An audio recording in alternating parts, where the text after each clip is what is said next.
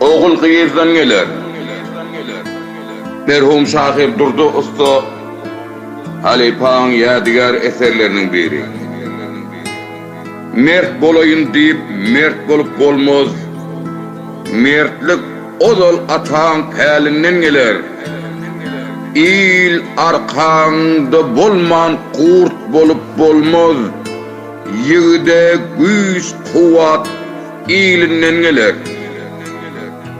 Hakkın dergahının himayet dili. Tikene duşurman duşursun güle. Gül bilen tikeni bolsa da bile tikenden is gelmez. Gülünden gelir. Hayır işe eğlenme, kadamın tiz art. Eğer metel olsa çelpen alla yort, yamallık edeyin dimesin namart. Etcek bolsa şeppe elinden gelir. Yansalar da yamanların odunu, yaxşılan yamanlık düşmez yadına. Ozol aydılıptır adam zadına.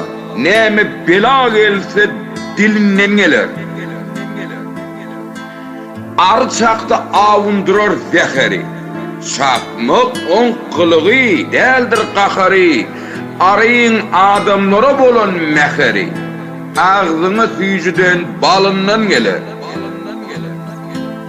Adamzat söyyendir alkış alanı. Söyyen değildir yalancını, yalanı. Havarı kayısın, mecnun mulunu. Cerelden meskenit çölünden gelir. Dağların göğsünden çoğun çeşmeler, çeşmelerden kaynağı biçer teşneler. Ötön yıl dost olup bu yıl aşnalar. Öyle gelmen salam gelenden gelir. Ton salamam gelmez. Ara kesiler, kalacak bolsan gerdeninden basılar. Nebiler, veliler, hem de vesiler, kömekler kayıp kolundan gelir.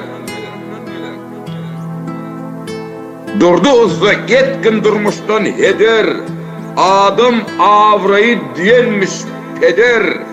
Gitse de oğul kız gelinden gider, gelse de oğul kız gelinden gelir. Yalqın TV kanalına azab olup bilmeniz için subscribe butonuna basıp, sonra hem canın üstüne basın. Koyun Türkmen Davi Desturi, Türkmenin kültürü össün.